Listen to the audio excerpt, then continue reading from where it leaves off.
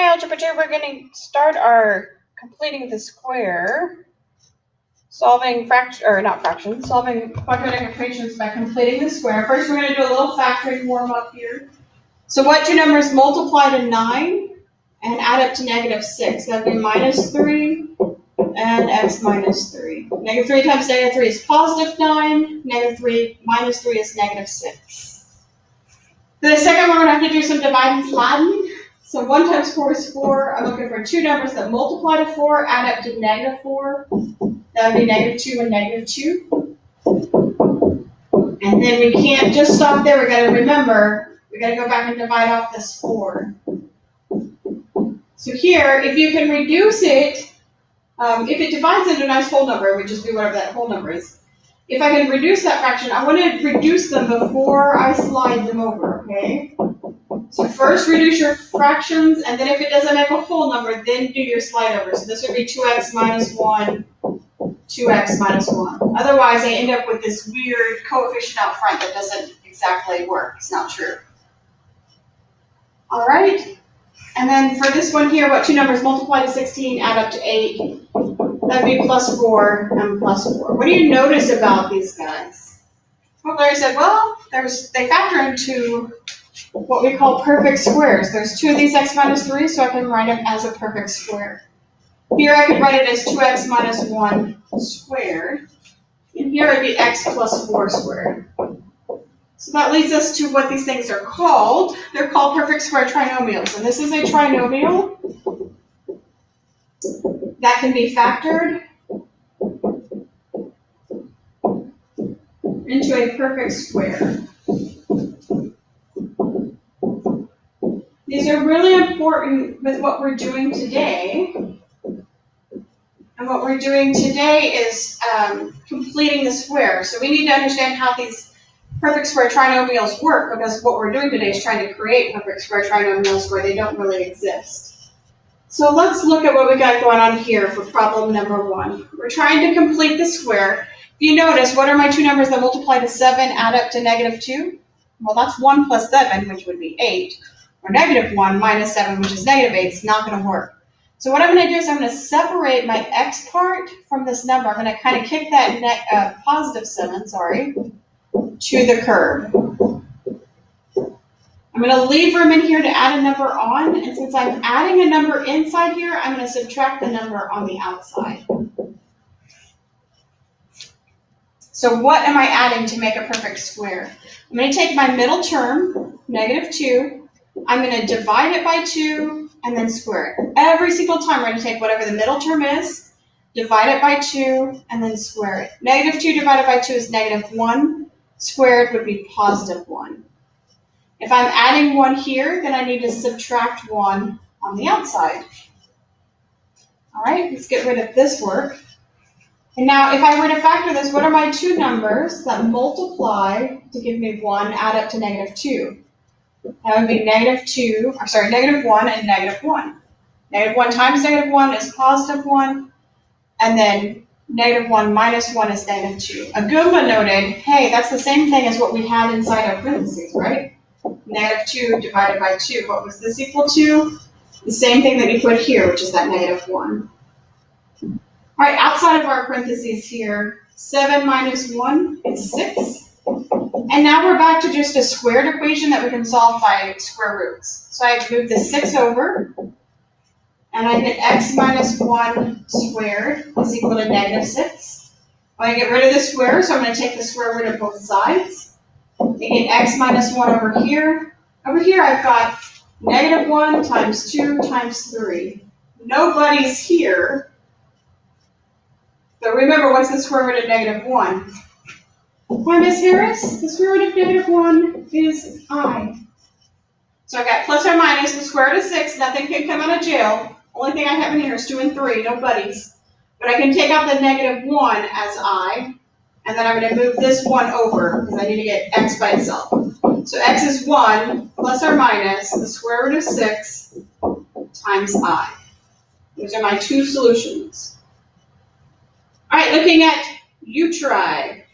Again, first step, get the x squared and 10x by itself. leave some space, and then kick that 7 to the curb. It's not a part of the party. It doesn't have an X. All right, how do I find this guy here? I take my middle term, divide by 2, and square it. So 10 divided by 2 would be 5. Squared is 25. If I add 25 here, I'm going to subtract 25 on the outside. So what two numbers multiply to 25 add up to 10?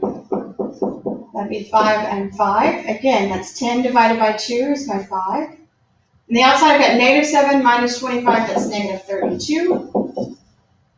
Adding 32 to both sides gives me x plus 5 squared is equal to 32. Now I'm going to get rid of the square by taking the square root. This time, am I going to have an imaginary number? No, I don't have a negative underneath the square root, so it's not going to be imaginary, but I can break down that 32 to 8 and 4, and 8 is 2 and 4. So I can bring out a 4, a creature plus or minus. 4s can come out as 1 group of 4s, the 2 is stuck inside. Moving the 5 over, I got x is equal to negative 5 plus or minus 4 square root of 2. All right, example number 2. All right, first things first, I'm going to move the 3x squared plus 9x away from the negative 6. I'm going to look for a GCF this time, sorry. This time, and it's not a complete GCF, but is there a number that they both have in common? They both have a 3 in common. I can't leave that 3 in there and get a perfect square, so I got to pull the 3 out. And then what times 3 gives me 9? That would be 3x. This time I'm going to save room, because now I'm actually going to complete the square. If I add something here, I'm going to subtract it over here. All right, take your middle term, 3 divided by 2 squared. 3 squared is 9. 2 squared is 4. All right, and then what do I add over here? Be careful. Typically we'd say, oh, well, I'm just going to put my 9/4 over here. But it's not just 9/4, it's 3 times that 9/4. So what is 3 times 9/4? We multiply straight across, so it would be 27/4. So that's from this 9/4, but it's not just 9/4 I'm adding. If I add it inside here and it's got something that you're going to distribute, this is actually 3 times 9/4, which is 27/4. So I need to subtract off 27/4.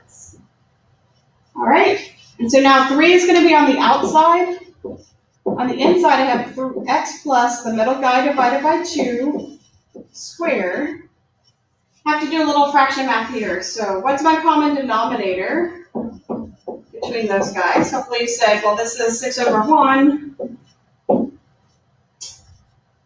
Sorry, my word was a little slow there. 6 over 1. What's my common denominator between 1 and 4? It would be 4. 1 times 4 gives me 4. I'm going to multiply the negative 6 times 4. That's negative 24.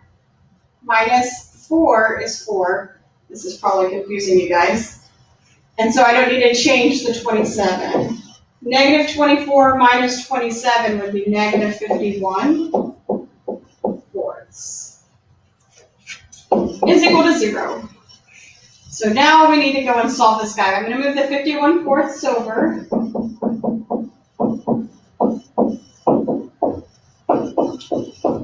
Need to get rid of the 3, so I'm going to divide that 3 off. Remember, dividing by 3 is the same thing as multiplying by a third. So I get x plus 3 halves squared is equal to 51. 4 times 3 in the bottom is 12. I finally have my square by itself, so I'm going to take the square root of both sides. X plus 3 halves is equal to plus or minus. I'm going to put the 51 up here. What is the square root of 12? 12 is 2, sorry. 12 is 4 times 3. 4 is 2 and 2. So I can pull out a 2, but 3 is left in jail. I can't leave it like that because I can't have a 3 down here or square root on the bottom. So I'm going to rationalize the denominator by just multiplying what's inside that radical. So I get x plus 3 halves is equal to plus or minus the square root of 51 times 3. That's 153. On the bottom, I've got 2 times the square root of 3 times the square root of 3. Square root of 3 times the square root of 3 is 3, times 2 is 6. Last step, I'm going to move that 3 halves over, so x is negative 3 halves plus or minus the square root of 153 divided by 6. All right, let's try this last one. Solve by completing the square. So this is going to be 5x squared plus 15x inside, leaving the 20 to the third. Do I have a common factor? I do. It's 5. So I'm going to pull the 5 on the outside. 15 divided by 5 would give me 3. Again, I've got 3 as my middle term. 3 divided by 2 squared. So you take your middle term, divide it by 2, square it. 3 squared is 9. 2 squared is 4. But remember, I'm not adding 9/4 over here. I'm adding 9/4 times 5. 9 times 5 is 45 fourths. Okay? So here I've got 5x plus, remember it's this guy divided by 2, 3 divided by 2 halves. I'm going to do a little bit of fraction math. So how many fourths is negative 20? So 4 times negative 20 would be negative 80. Negative 80 divided by 4 gives me that negative 20. Negative 80 plus 45 would be negative.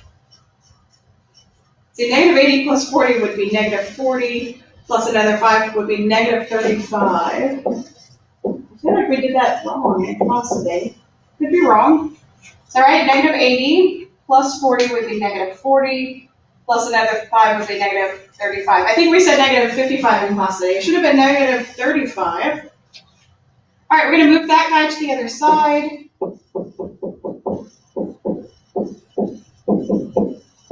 And then we are going to divide by 5, which is the same thing as multiplying by 1/5.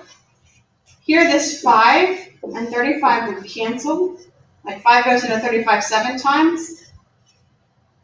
So what I have on this side over here is x plus 3 halves squared. 35 over 1 divided by 20 would be 7/4. So again, 5 goes into 35 7 times, 7 divided by 4. And now I can take the square root of both sides. So x plus 3 halves is equal to plus or minus. I'm going to split this guy up. Square root of 7. What's the square root of 4? That would be 2. And then moving the 3 halves over, I get x is equal to negative 3 halves plus or minus the square root of 7 over 2. And there you have your answer. So that is completing or solving quadratics by completing the square. We're going to do much more of this again tomorrow, and then you'll have your quiz on Thursday. Your quiz will have complex numbers on it as well as completing the square.